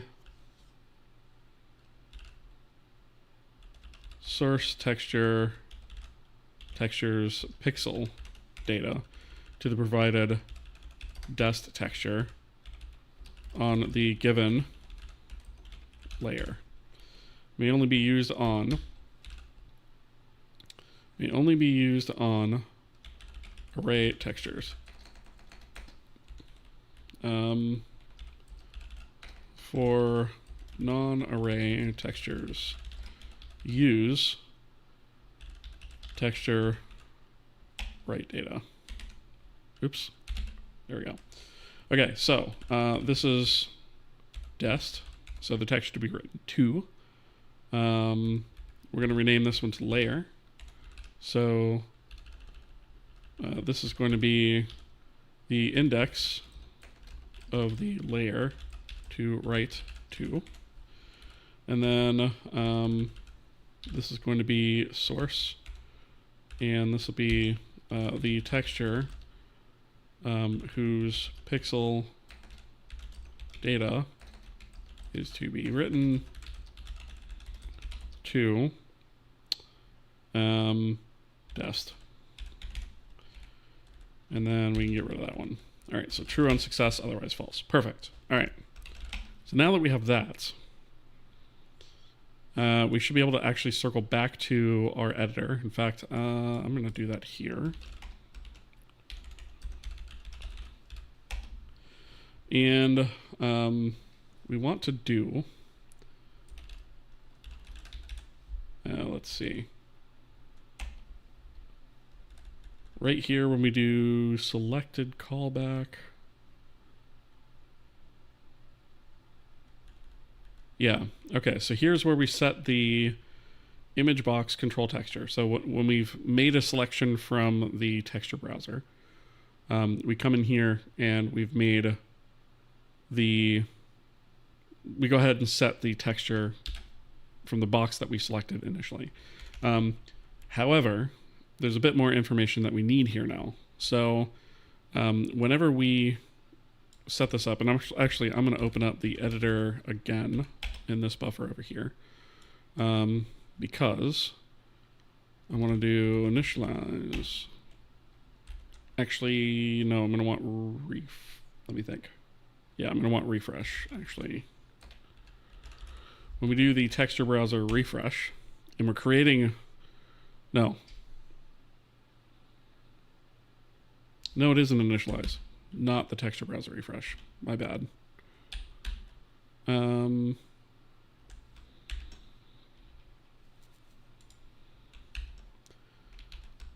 right, so the HF terrain editor. Here we go. When we're setting up the terrain editor material boxes, right? This is where we actually create all of those, that huge list of image boxes for the albedo, the normal, and the MRA. And so when we are setting up the context of this, actually, do we do that in the image box clicked? We do.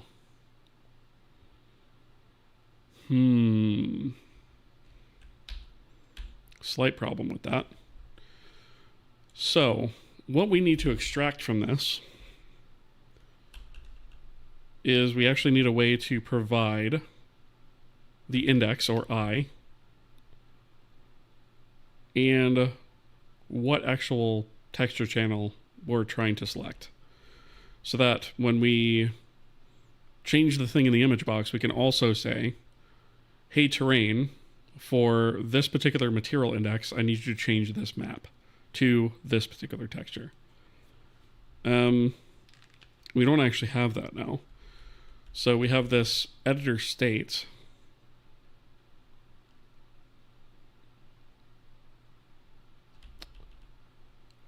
All action, I feel like we're going to have, unfortunately, a context for each one of these two, which is not ideal, but we do have a way to auto-destroy it, so I guess I'm not that torn up about it. So we're going to need another context structure for that. Unless we want to use the same one, but that seems kind of crappy because we don't have the same values that we necessarily need. All right, so let me come down here. And I'm going to do a typedef struct, and we're going to do a HF terrain,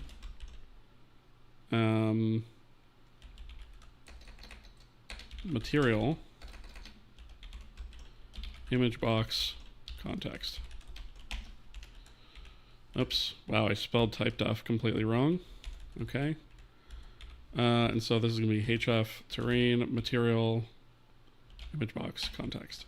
So the two things we need here are a U8, or I guess, yeah, that should be fine. Material index. And then we also need a way to say, hey, which map are we going to use? So I'm thinking for now, I'm just going to use a U8 for that as well. And we'll say map index. And to this, we're basically going to say 0 equals albedo, 1 equals normal, and 2 equals MRA. We probably should use an enumeration here, but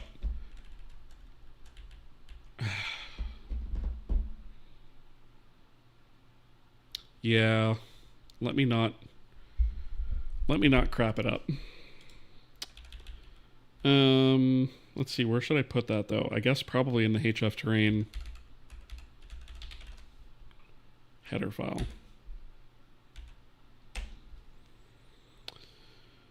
I don't think we actually have it in here, do we? No. Okay. So I guess we'll put it, I don't know, we'll put it here. Type def enum, and we're going to say HF terrain material map. So here we'll do HF terrain material map albedo, and that's going to be 0. And we don't necessarily have to hard code the values in here, right? But I want to be explicit about it because we might wind up serializing this. So we're going to do normal. Wow, completely butchered that spelling. And then MRA, right? And so this is going to be 1 and this is going to be 2. Oh, I need the type name. HF terrain material map. There we go. All right, so here we can actually just have HF terrain material map, and then we'll just do map. That feels a little bit cleaner, right? So take this, go back to where we were.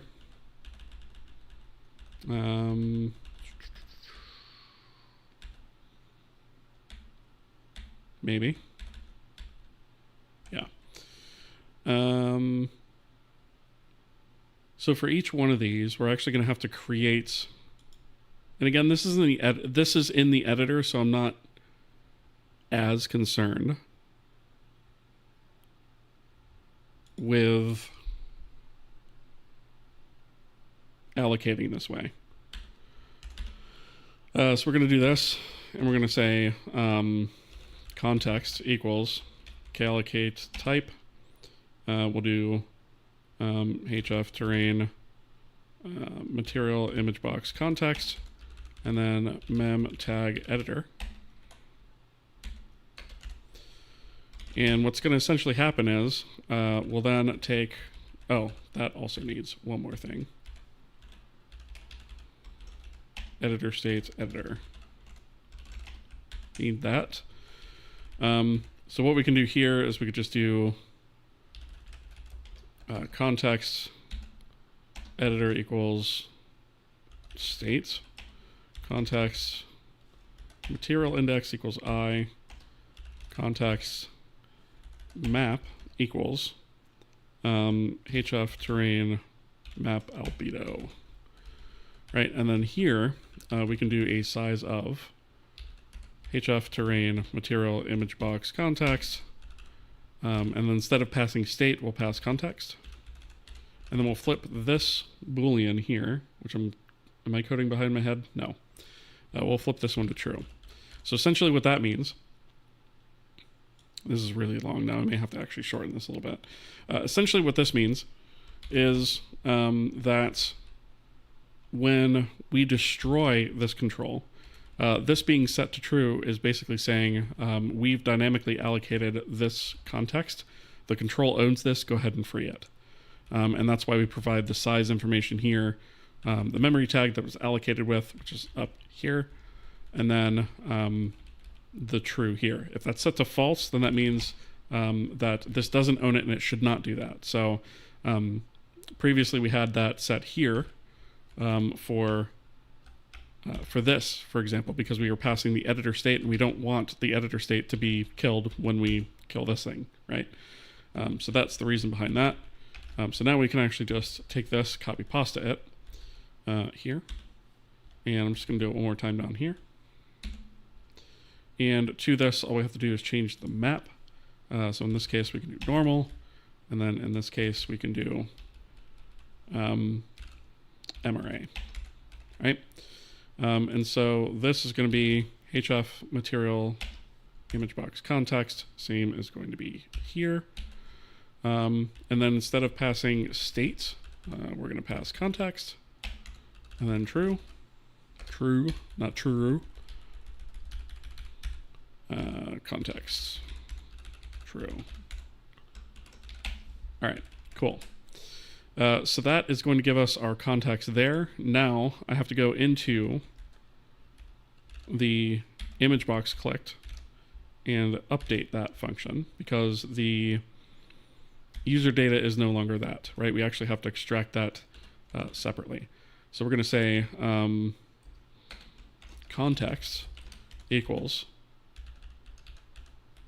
this. And the editor is context editor, right? Oh, I just realized I called that context and I called this context as well. So let's do control context. Oops. There we go. All right. So we have that. And now to this context, we need to add a couple more things. So in this case, we have the control. We need the U8 material index. And we need the HF terrain material map. Right? So yes, we could have maybe used the same structure in both places, but I didn't feel like it made a lot of sense, given that they don't exactly have all the same data in both cases. And that might diverge the further into it we get. Thank you for the follows, by the way. I have a comment in code that says to do OpenGL probably will never do since I do not need Linux or Mac OS due to Windows being the best. Man, have my opinions changed in the past 15 years or so. So, Apotham, when you read that, was your reaction basically this?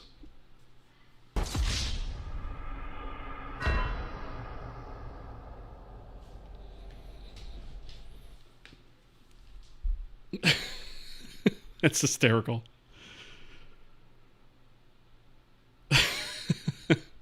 Smiling Big, how are you doing? Good stuff. Let's see. Are those books or game CDs on the top of your cabinet? If you're talking about those up there, those are all games. Let's see. We have PC games, DS games, PlayStation 1 games, PS2 games, PS3 games, PS4 games, Xbox One games, Xbox 360 games, and stuff over there that I'm too blind to see from this distance. And of course, I think I said PC games already.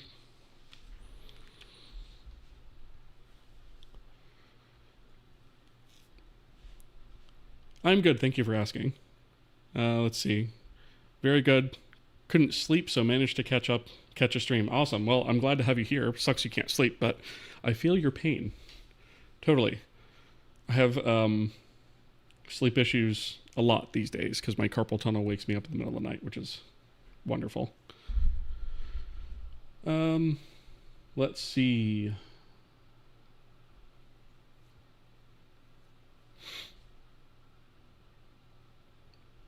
When commercial licensing is introduced, that's called no-sell variant. It's copyright left strong. Oh, you guys are talking about licensing stuff. Okay, I don't think I'm going to be able to catch up on all those messages over on the YouTube side. Okay. Used to get that too, pins and needles. Yeah, so for me, it's pins and needles is actually the better thing for me. Like, the way I describe it to people is think about those like thick rubber bands that they put on broccoli at the grocery store. You know, they're about, I don't know, a centimeter thick or so. Put that on your wrist and leave it there for like 2 years, right? That's basically what it feels like. So it goes back and forth between numb and pins and needles to extremely painful. To like, I'm talking like on a scale of 0 to 10, like an 8 or a 9 painful. So it wakes me up in the middle of the night sometimes, and yeah, it sucks. Which is the reason I'm having it operated on. But yeah. So I totally get what you mean about lack of sleep. That's been a thing for me lately too. I hear you.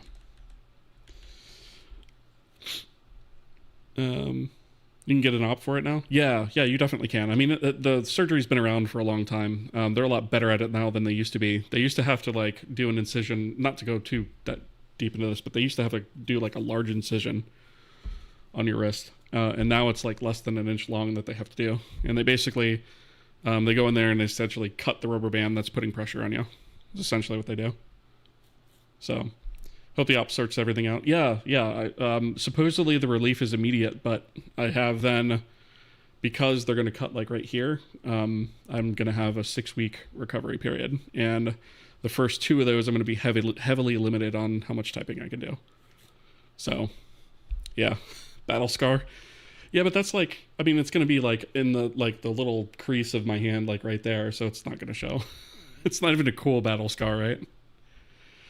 No, it's not 6 weeks of no programming. So it's basically like the first week I'm going to be heavily restricted, on it.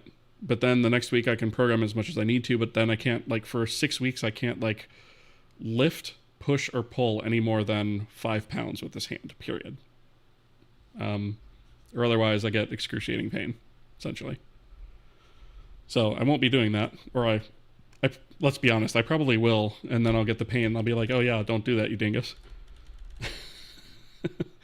If we're being honest, that's probably exactly what's going to happen. Let's see. So material index equals control context, material index, and then context map equals control context map. Okay, so now that we've done that, now when we get this callback made and we've selected a texture, now we'll actually have the data that we're going to need in there to do the thing with the texture. Still counts. Well, I'm glad somebody thinks so. I don't know. We'll see. I'm going to have to wear like a goofy looking brace for a while, although I've had to wear it a couple of times on here on stream as well, so.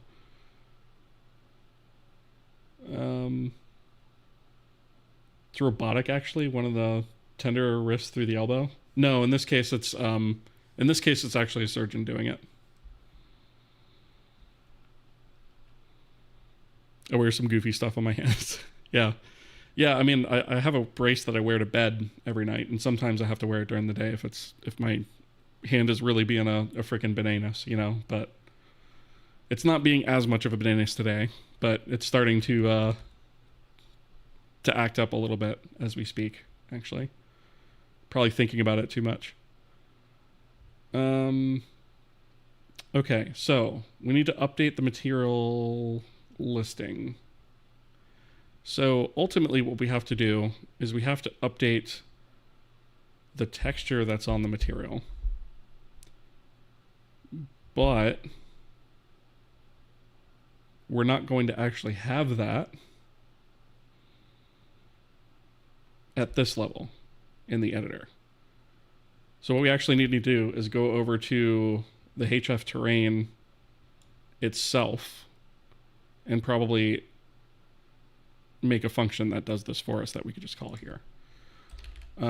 So let's do that, because I don't think when we generate the chunk, here's where we set up our material indices.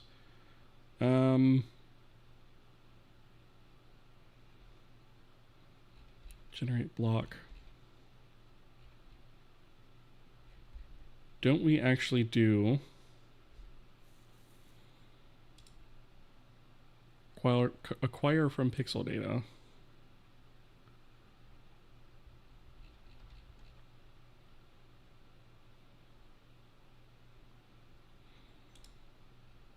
All right, this is kind of the hard-coded thing that we started off with. I do need to come back and revisit that and put some reasonable defaults in that are included with the engine. As reads my to-do. So when we create it from an assets,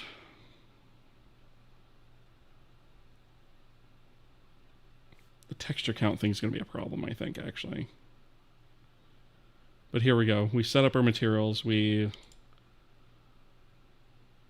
acquire layered sync. So this is where we actually create the texture. And so we have the albedo texture array, which is just a K texture. Okay, so these are the three things that we're going to be modifying. And so I'm thinking, where do I want to put this? So let's actually look at the interface. So recalculate vertices. This is mostly retrieving data. This is more setting data. This is more retrieval. I guess we could put it here. So let's actually just go here. I'm just going to paste those for a second. And we're going to say void href terrain. And we'll do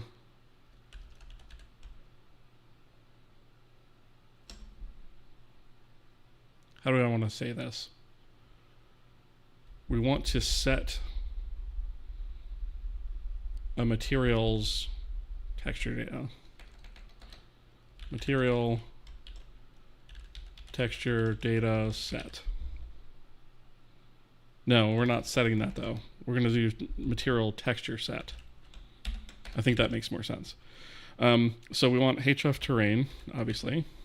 We need that. And then we're going to have href terrain material map, right? So what map we're going to be setting. Before that, we actually need the material index. And then after this, we need the K texture texture. Right. Okay. So, what we can do is, I guess what I can...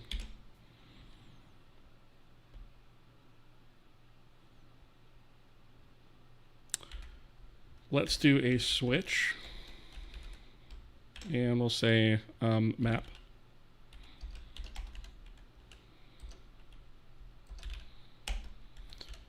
That way, when we add another material map in here, which we are going to be adding one for emissive at some point. When we add another map in here, and we add another type in here, we'll get an error when we compile this because we won't have everything here available. All cases covered, rather. So up here, we'll just have a K texture array texture. We'll say invalid K texture. And then we'll say array texture equals T albedo texture array. Array texture equals T normal texture array. And then array texture equals T MRA texture array. We don't need these anymore. And so now we can actually just do, so we could do texture. Don't we actually have,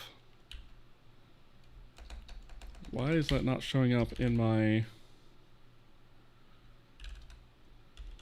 did I not put that in the header file? I thought I did. Set layer data from texture. I'm just going to copy pasta this. Okay, so do this. And to that, we need the destination texture. So that's going to be array texture. And then we need the material index is directly going to map to the layer. And then the texture is what's going to be written, right? And if that fails for some reason, then we'll bleat about it. Failed to update terrain texture layer.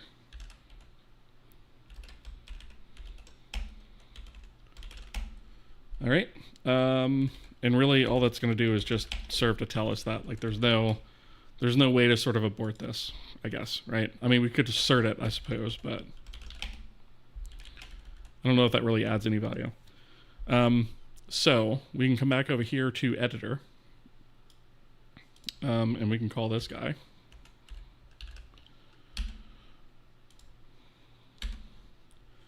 And so we can get the terrain, which I'll come back for. We need the material index, right? So typed context, material index, and then typed context. Did we not actually? Oh, the texture is part of the. It's a parameter. Why is that not? Do we really not have that included? There's no way.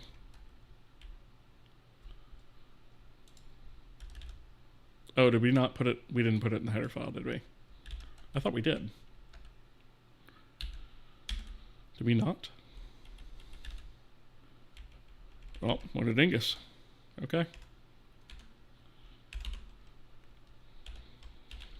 Helps to put it in the header file.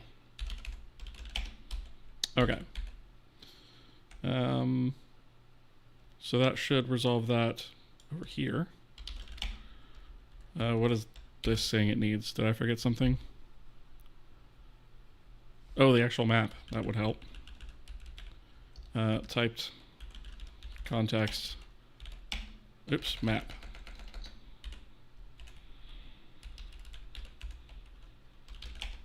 There we go. Okay. So we've got that. Is there anything else that I need to set?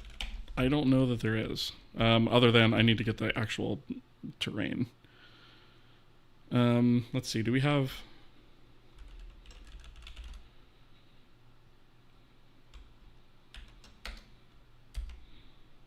Do we actually have... No, we don't.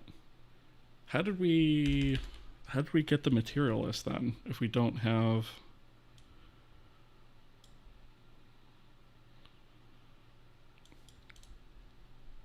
If we don't have... Let me see. So we want image box clicked. So for each one of these,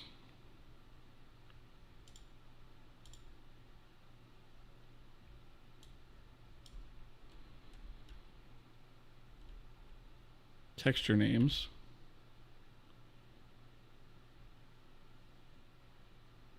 Oh, wait a minute. That's the refresh. That's not what I want. That's not what I want. What I want is up here. Here we go. Let's see. So we have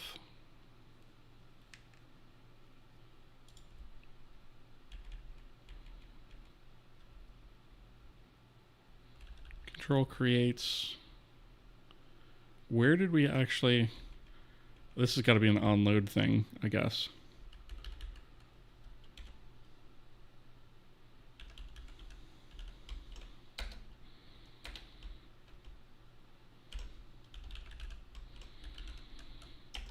Yeah, this is where we get that right there. So I'm thinking...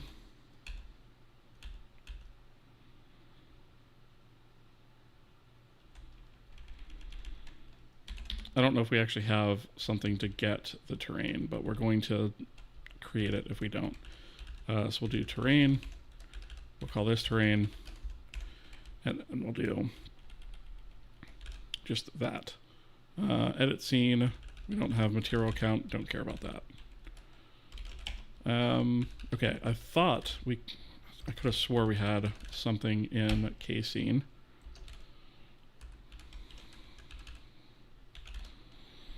Oops. HF terrain. Right there. Oh.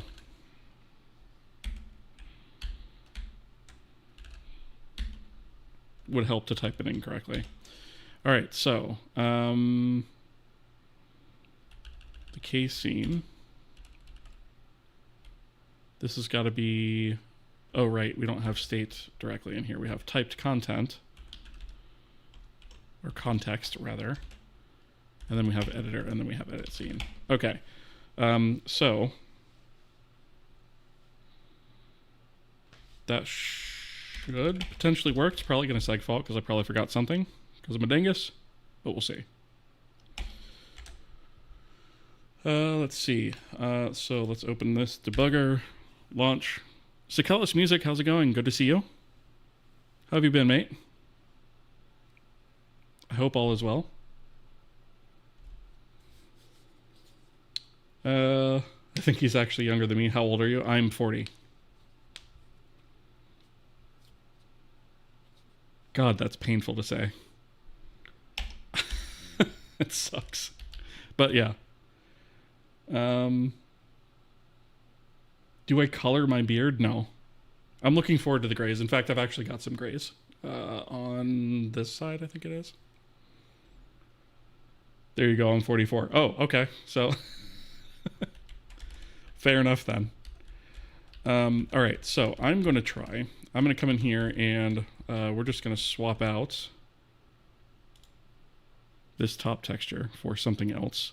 I'm just going to go for this blue one here so it's super obvious, if it works, that is. So click OK. And it switched it there. But it does not seem to have actually uploaded the thing. Did I forget to hook something up?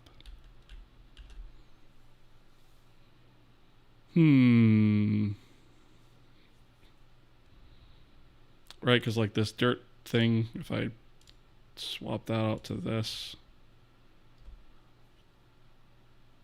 Yeah, that doesn't seem to actually be doing the thing. Breakpoint time. So let's do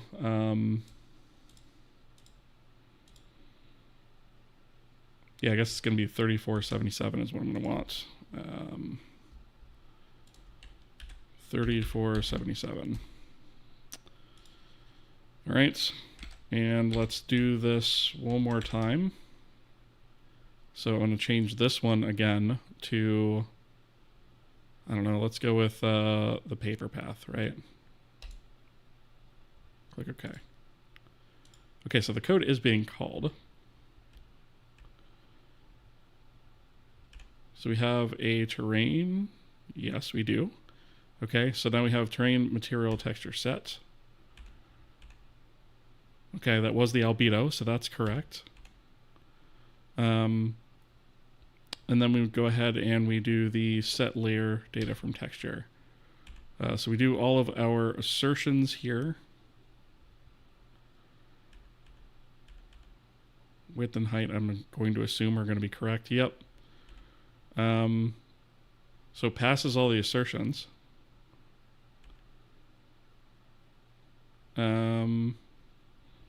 Okay, we have the pixel data. So I'm actually going to put this here. And we're going to do a, we're going to say this is an array of, I don't know, we'll look at the first 50, doesn't really matter. I just want to see that this actually changes. So we want to read into the pixel data. Yep, those are RGB values. Okay, so yeah, we can tell that's correct because we can see that every fourth one is 255, which is going to be our alpha. So I think we're in good shape there. And now we just need to go ahead and write that data back into a texture. And we're writing it to the destination texture, which, let me just make sure I pass the correct thing. Yeah. Yeah, okay, so that should be the right thing. Let's just take a look at some of the stuff here. 32, no offset. The layer is 0. I probably could have picked a different layer. Width and height, and then the actual data. Oh, wait a minute. What did we pass in data? Pixel data.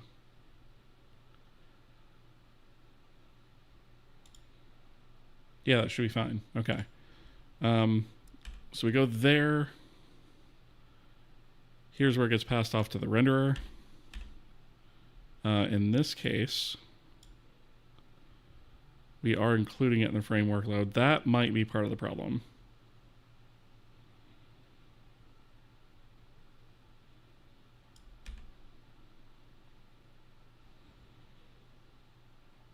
That might be part of the problem.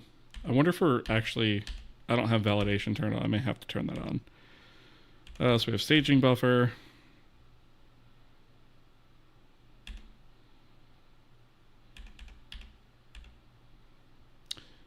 Yeah, we're doing it this way instead of... So we load the data, begin single use, transition the layout, copy the data from the buffer, end single use. I don't see anything in here that is necessarily wrong so far.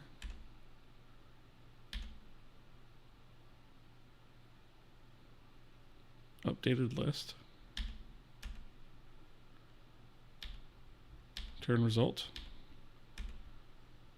Okay, so it didn't fail, per se.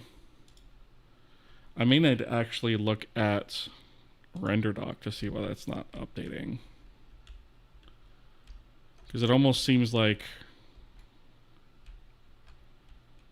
I don't see anywhere. Let me go all the way over here to the very corner of it. But yeah, I don't see anywhere where that blue texture is popping up, and it definitely should be.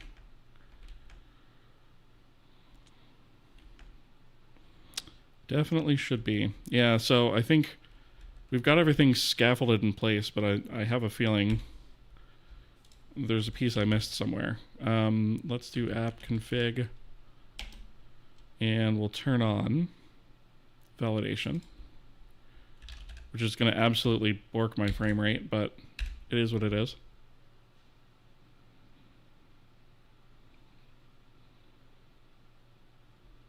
Embrace the gray. Yeah, exactly. You're 42, Olge. Yeah. I mean, we're experienced though, right? We can say that. Right? It's all experience. Sure. Let's go with that. That seems fine.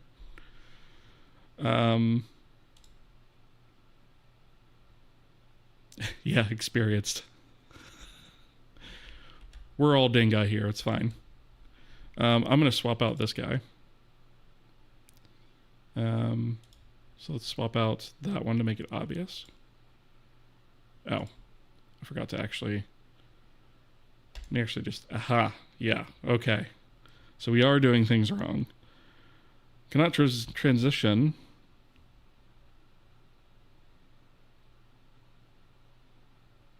Wait, cannot transition from transfer destination option optimal when the previous layout is source optimal. Layouts are not ignored. Old layout must be undefined.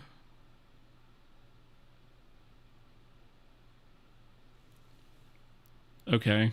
I mean, that might be part of the problem, but I have a feeling it's this other stuff here.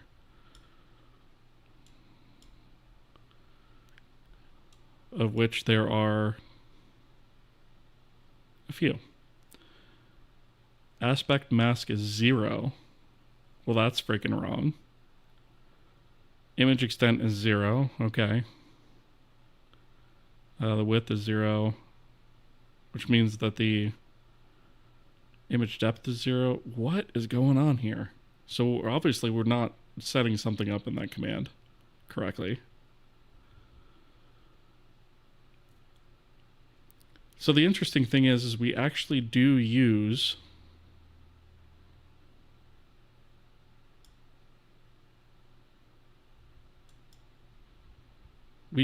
this when we're actually creating. We use the right when we're actually creating the terrain texture. So I'm not 100% sure what is going on there. But I did just realize what time it is. And it's time to end, unfortunately. But let me catch up on chat before I do.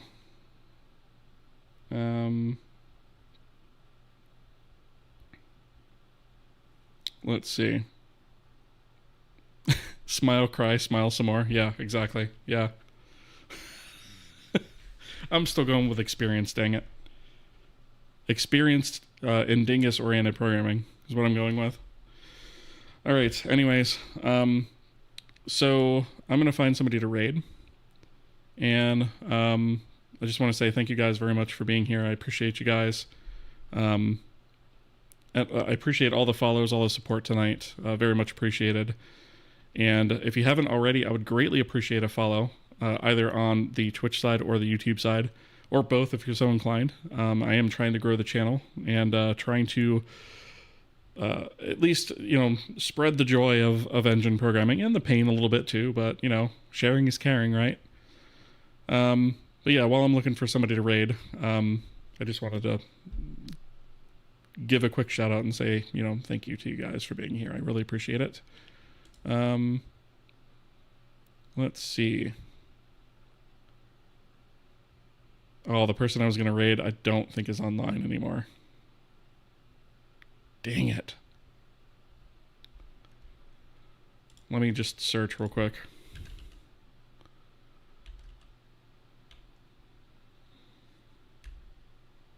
Nope. Couple minutes too late, I guess. Alright, let's find somebody to raid. Let's see, who do I want to raid? Something hopefully kind of related to what we're doing here. Not planning on spending a whole lot of time deciding.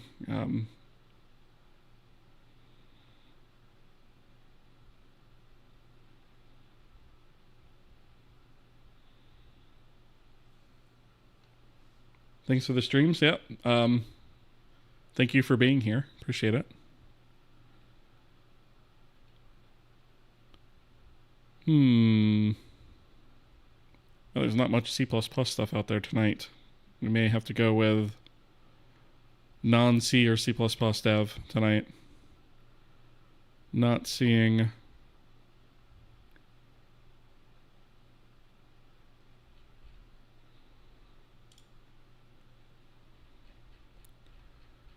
Let's maybe look for somebody we haven't rated before. Let me see what this person's doing. That's probably a nope.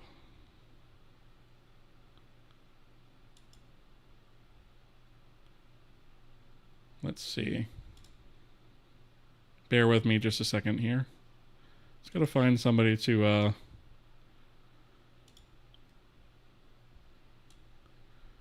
this interface isn't exactly the easiest to use either.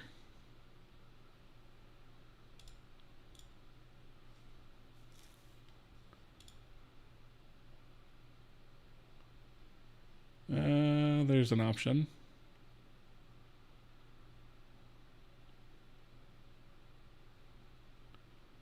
That's not really programming either, though.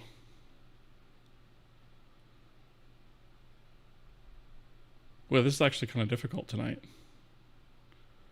I may have to raid somebody that I've raided before, because I don't really see... I'm trying to find something programming related, if I can. What's this person doing?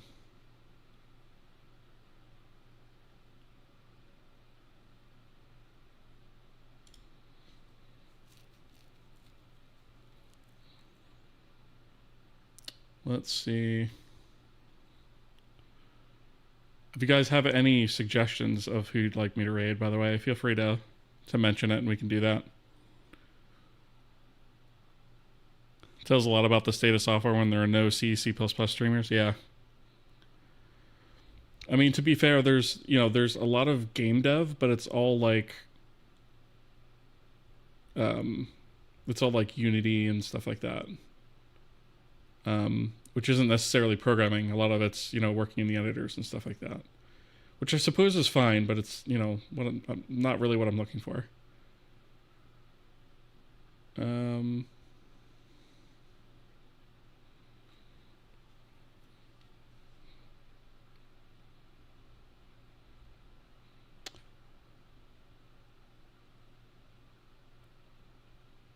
Yeah, it's kind of slim pickings tonight, honestly.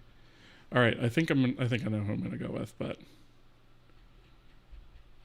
yeah, Zeddy Shaw. I actually rated him yesterday. I suppose I could rate him again, but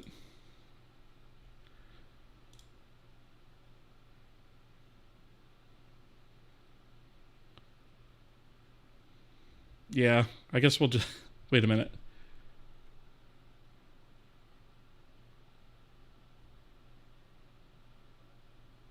He's making a PowerPoint replacement and then working on his game. So, yeah, I don't know.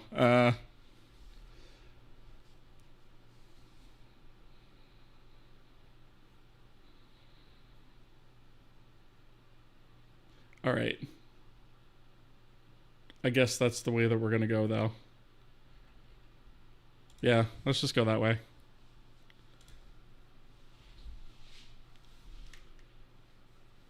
So, yeah, I guess he's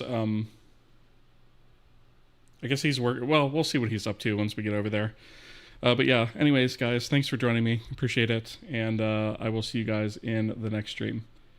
All right. See you guys.